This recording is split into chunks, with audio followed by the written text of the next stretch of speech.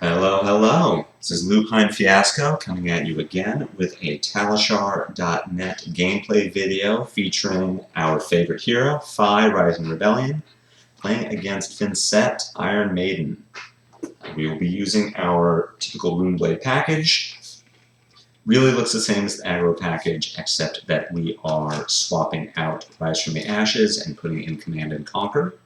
We want to try to get value from Warmonger's Diplomacy in the Moonblade matchup, and we don't want to inadvertently screw up our next turn by getting stuck with one or even two Rise from the Ashes in hand. So, with that swap made, we will be going into this matchup with the intention to no-block aggro. Vynnset's on-hit effects, such as they are, all have to deal with players who have taken damage at the end of the combat chain, because Vynnset deals Runeblade damage, Runeblade arcane damage, and we are coming in with 80. We have no way to stop any of her quote-unquote on-hits, and have very little incentive to block anything. Here we have lost the die roll, we are being put on the play. Interestingly, this is maybe the first Vynnset I've played against that has chosen to put me on the play. Vynnsets in general that I've run into have wanted to go first so that they get that immediate value from her ability, that initial rune chant, so they can set something up. I have noticed I've been running into more of these aggro versions, Nebula Blade, Rosetta Thorn, not trying to do any sort of combo-y grimoire tech. So if Vynnsets are coming at this in more of just Runeblade aggro, go smash, it makes a lot of sense that they would want the aggressor to go first. So we leak a little damage, turn one, set an E-Strike into Arsenal. It's about the best we can hope for. Maybe getting some Runeblade armor, but as it is, we are just setting up for future turns.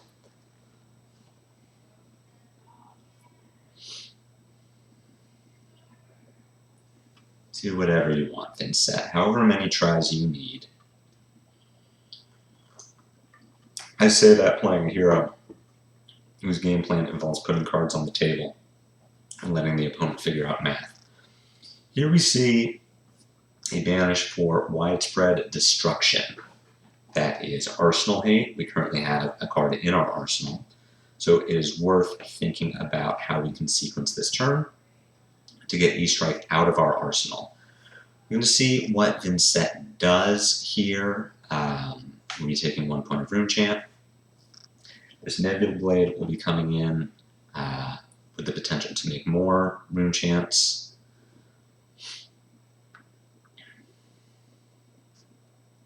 We are not inclined to block this damage at all. We don't have good blocks, we don't care about taking 4, and we don't care about this Rune Chant. So, I do remember this turn, and I know what's going to happen. Something to think about is we see a face-up Widespread Destruction, and we have a card in our arsenal. So, something to think about is how do we get E-Strike out of our arsenal? Something else to think about is we have Warmonger's Diplomacy. Vynnset currently, if it comes back to her turn and she has cards in hand, she'll banish 1 card to make a Rune Chant, which will bring her up to 2. She is 1 short of casting Widespread Destruction, and if she has chosen War, to play this destruction, she would have to hard cast it, which means she needs 2 cards in hand. She needs to keep 1 to banish to her ability, and she would need 1 to pitch, and even a blue to pitch to destruction. If she's under War, she can't do Grasp, she can't play any of her non-attack action Rune Chant makers. So there is a line where we play Warmonger's Diplomacy. We do something like Brand with Cinderclaw, Rising Resentment, get blocked out somewhere along this line, activate FaB, pick up a Phoenix Flame for 2 with Shuko, play Warmonger's Diplomacy. 10 damage, Warmongers to mess up their turn, potentially hit Vynnset so that she cannot play Widespread Destruction. Excuse me, without the rune gauge, you can't play it at all. There's no pitching blue for destruction. And I know at least one of you was watching this video thinking, this guy sucks. And you're right. So that is something to keep in mind, that we don't need to play this Enlightened Strike to get it out of our arsenal. If we did want to get this out, we would look at pitching Brand with Cinderclaw. This is link 1, Kadachi is link 2, Rising Resentment is link 3. We have 3 Draconic links. So if this Rising Resentment gets blocked out, we then get to send Phoenix Flame for 1, Kadachi for 1, E-Strike for 7, bottoming Warmonger's Diplomacy. We're just looking at getting some damage. We're looking at emptying our arsenal. If the Vynnset does let E-Strike hit, we draw from Mask, we get a card in Arsenal, maybe we get hit by Destruction. But that's acceptable losses. That's just something that's going to happen. So we need to decide now, do we want to intentionally keep Enlightened Strike in Arsenal? I know how this turn plays out. We will be opting to keep E-Strike in Arsenal here. I do not believe that is the right play. I believe the right play is to go 6 links wide and just empty the arsenal. Just push damage while we can, blank this widespread destruction. Either Vynnset plays it to get it out of her banish, pushes 9, but that's fine. We'll do more than 9 damage on our turn. Or she keeps it in banish to get value from it later, loses out on that option for damage, and takes 1 from Blood Death.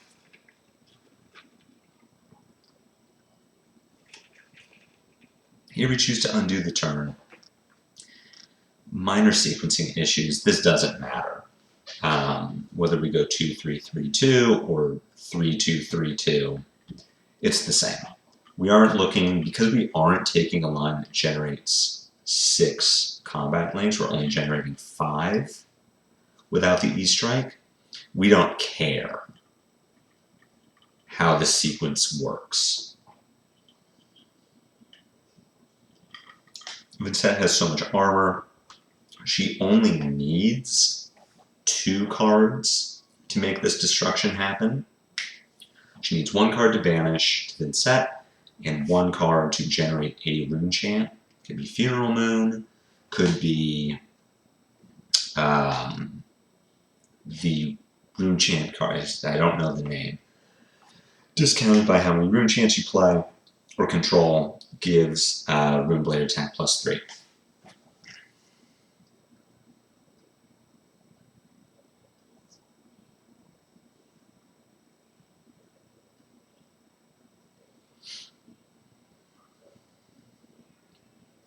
So we know that she's going to block something. The sequencing here doesn't matter. We play Diplomacy. Here we're going to get punished for it. Vynnset is going to play Funeral Moon to generate the second rune chant, followed by the 3rd rune chant from banishing from hand that lets her play Widespread Destruction. And this is where I really learned as a player. Going into Vynnset for maybe the 6th or 7th time, the face-up threat on the table, if we see a destruction, we want to get a card out of our arsenal. If we see Annihilation, and we know that hand hate is coming, we are probably more incentivized to arsenal a card, because we can just face tank 9 damage. But we are going to want then a 4-card hand to play on the backswing rather than a 3-card hand. So we play Diplomacy. Vynnset chooses War. We also choose War. Vynnset will banish a card from hand to Vynnset's ability, generate the 3rd rune chant, come in with Widespread Destruction for a total of 9. Because we don't run any Arcane Barrier, we cannot prevent these rune chants. We will have taken damage by the end of this turn, by the end of this combat chain, So we are going to lose our arsenal one way or the other. As it is, we're not blocking this. We take our 6, we lose our E-strike, we learn a lesson about face-up threats, and Vynnset passes the turn. This is a fairly straightforward hand to play. We will be playing Ravenous Rabble to open, which lets us tutor a Phoenix Flame with our Flame Call Awakening. That is going to be 1 link, 2 link, 3 link for our Phoenix Flame, 4 link, 5 link, 6 link. This is a total of 3 resources. Soulbeat Strike pays for that. Ravenous Rabble is our 4th link, the Phoenix Flame is our 5th, and Salt the Wind is our 6th. Unfortunately, we are 1 resource or 1 Draconic link short of being able to pull a 2nd Phoenix Flame out of our graveyard.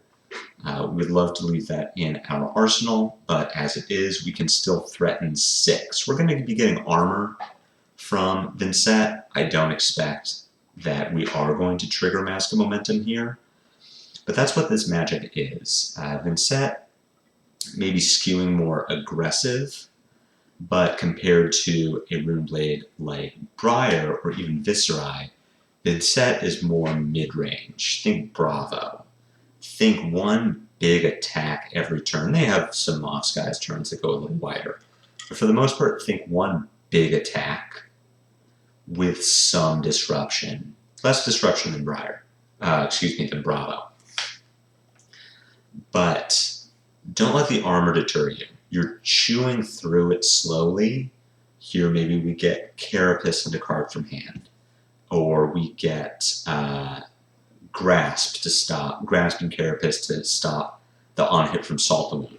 And now they block less, and eventually they break. And then our Kodachis have to be blocked from hand. That's just the game plan with Kodachis, is you're going to get blocked by armor until you aren't anymore. And that's when Kodachis really start to win you the game with Mask of Momentum. As it is, unfortunately, we did have to start our chain with Ravenous Rabble for 4. So here we're just looking at Flame Call Awakening for 3. This is a 1-card block from hand, if Vynnset has it. Something to know with Vynnset, she runs a lot of 2 blocks, so it's possible that she has to give us a 2 block and give us armor, or give us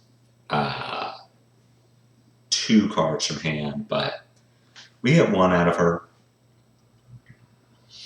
and then we just keep trying. Kodachi, Phoenix Flame, Salt the Wound.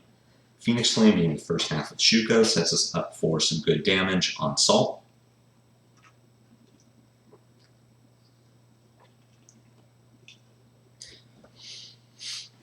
I believe you're going to see me attack with Kodachi and then undo here. I had a weird idea that sequencing mattered. It does not with the rest of this turn. Whether Kodachi goes first or Phoenix Flame goes first, it doesn't matter. There is perhaps a line, I'm doing it wrong here even, there is perhaps a line where we attack with Kodachi first. If that gets blocked for some reason, we could keep our Phoenix Flame and attack with Salt so that we have something in arsenal, but I don't think it's going to matter here. I think this was me overthinking this line. Hovering over the Deathly Whale just to see what our opponent's turn looks like. So we do get the Phoenix Flame blocked. We're still going to run out the Salt. Salt for 6 is very good value. We're setting ourselves up for a 4-card hand, which is much worse than 5, but this is fine. We are still racing. We want to take our value where we can get it.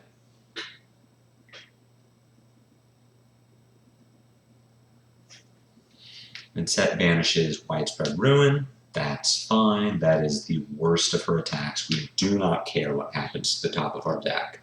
It could be the best card in our deck, which would be horrible. It could be the worst card in our deck, which would be great. That Vynnset is filtering for us. So never think about Mill as this horrible thing. I have to stop the Widespread Ruin. We don't know what the top of her deck is. It doesn't matter. It's still a free 6 attack card. This is still dealing 8 damage total. That's fine. Well, 11 damage total with the bonus, the +3. But still, that's fine. We're racing. So we have an interesting decision to make with this hand because it sucks. We can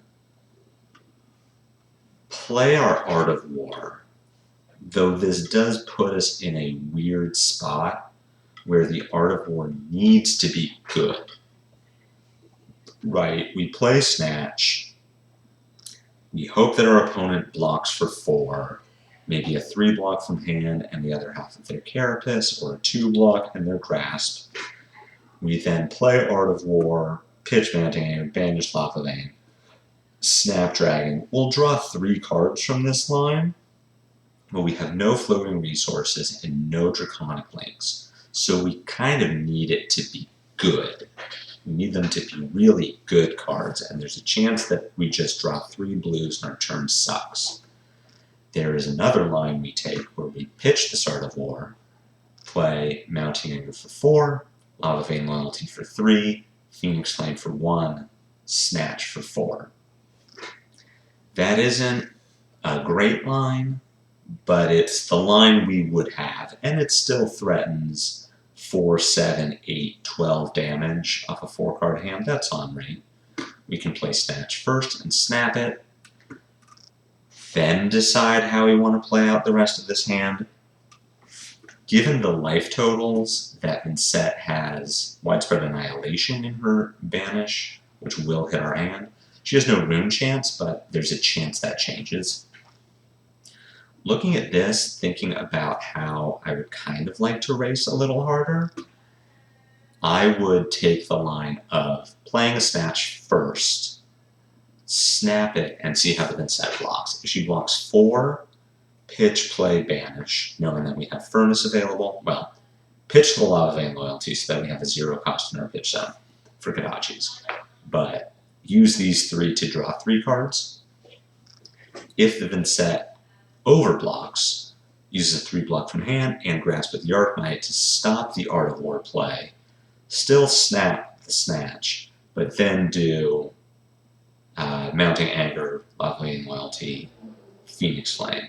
Maybe we get another card from hand, maybe we get equipment to block something. It's risky, it's a risky line, but we are currently losing this race. And we need to make something happen. But regardless, this game is not going to go much longer. We never want to end a game not having gotten value from Snapdragon Scalers. So for me, making this call now, regardless of what our turn looks like, it starts with Snatch Snapdragon. I immediately do something different. Ending with the Snatch is fine. It puts a card in our arsenal, potentially. Maybe we're hedging that our opponent is going to give up a card that they don't really want to block this Mounting Anger, and then not have a card available that they do want to block the Snatch. So they would have to give us something they would rather keep, but overall I disagree with this line.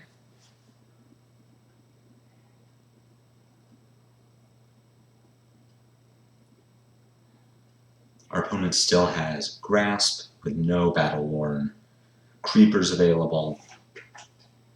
I think looking at this line now, this is the wrong play. We should have played the Snatch first and snapped it. Smart opponents will overblock the Snatch, the Link 1 Snatch, anticipating that you're going to Art of War it, but a lot of people don't have experience playing against FaB, they don't know the line. And will block Snatch with exactly 4, which lets you get over the top. You draw your card from Snatch, you even have an active Link 1 for Mask Momentum. If I could redo this turn now, I would go with Snatch first. We see a very interesting block from our opponent that rewards what I believe was poor decision making on our part, where they used grasps to block the Phoenix Flame. Maybe they just would prefer to keep everything in their hand. They don't want to worry about whatever's going to trigger Mask of Momentum. They just want to get their armor blocked where they can, mitigate some life loss. But overall, if you're watching this as someone who regularly plays against FaB, if he's prevalent in your local scene, you really don't want to overblock attacks that don't trigger Mask of Momentum. That's really how FaB gets ahead and gets wins, is if you're giving up value when you don't need to. FaB will then outvalue you later. FaB is very good at exact blocks when he does need to block. So I think blocking with the grasp there was absolutely the wrong thing to do.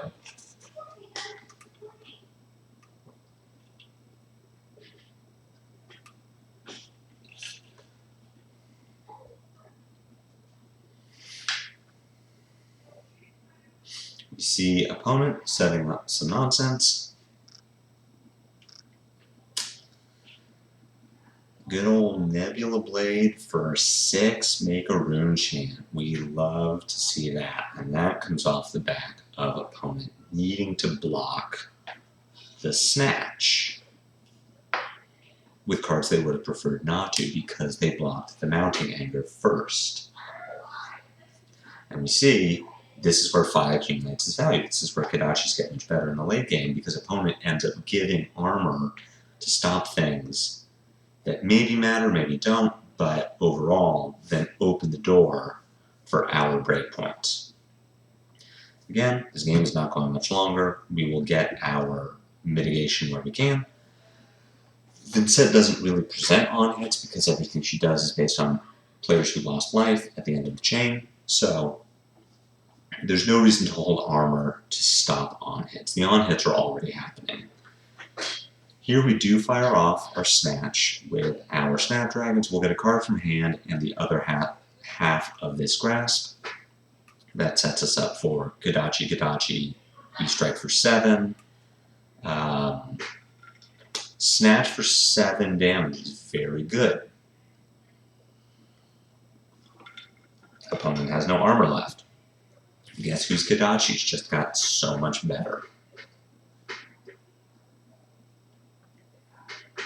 It takes a full card from hand to stop 1 point of damage from the Kodachi.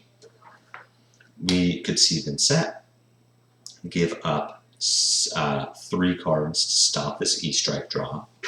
We could see her do absolutely nothing and take 7 points of damage. We draw a card. She could have given up 2 cards. We draw, she gets to banish, but with Vynnset at 2, I fully expect that she just needs to do something. She has 2 blood debt. She needs to get that out of her graveyard. If she was to full block that Enlightened Strike, she just slowly dies, and then we get to keep doing it over and over again. So we see Deathly Wail. This is 6 plus 3 plus 3. Thankfully, our hand has a lot of 3 blocks in it, and we have all of our equipment available. So we do see that we will likely need to put all of our equipment in front of this. That's fine. With Vynnset at 2, Mask of Momentum is no longer a card. The on-hit effect is death. With what we have in hand, we are unlikely to get more value out of Tiger Stripe Shuko than we will by just blocking with it. And because we have a blue, we are not looking at Flamescale Furnace as something that needs to happen. So we can block with 5 points of armor. What does that let us set up? That lets us keep this hand. We are looking to pitch Diplomacy for Kodachi, Ravenous Rabble for 4. This leaves us 1 floating resource and a Snatch in hand. That's 2 resources to play Command and Conquer. We are just looking to play the value game here and take advantage of the fact Then one Kodachi will need to be blocked by a full 2 or 3 block card from hand. Ravenous Travel for 4 takes 2 more cards, and then Command and Conquer wins the game.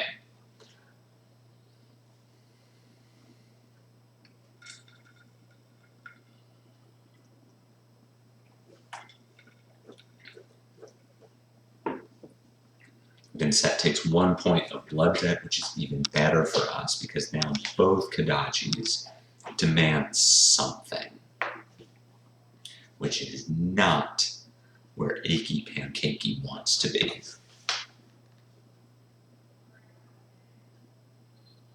Play Ravenous Travel, regardless. It hits a blue, which means we don't win as hard as we would have, but this doesn't matter.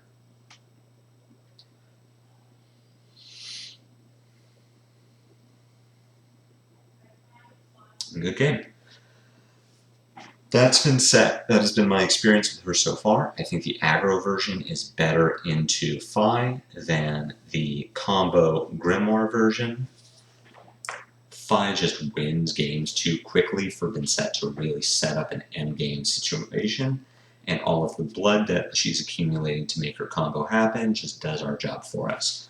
So the aggro version is something to be aware of. I think that is more viable. I believe it is the worst Runeblade aggro deck, Fire being the best, followed by Viscerai, followed by Vynnset. But do be aware of the rune chance, be aware of on hits that we can't stop. Just playing around face-up tricks. That's really what I learned from this game, is paying attention to what our opponent has available to do next turn, and how do we mitigate the threat of that while still pushing damage.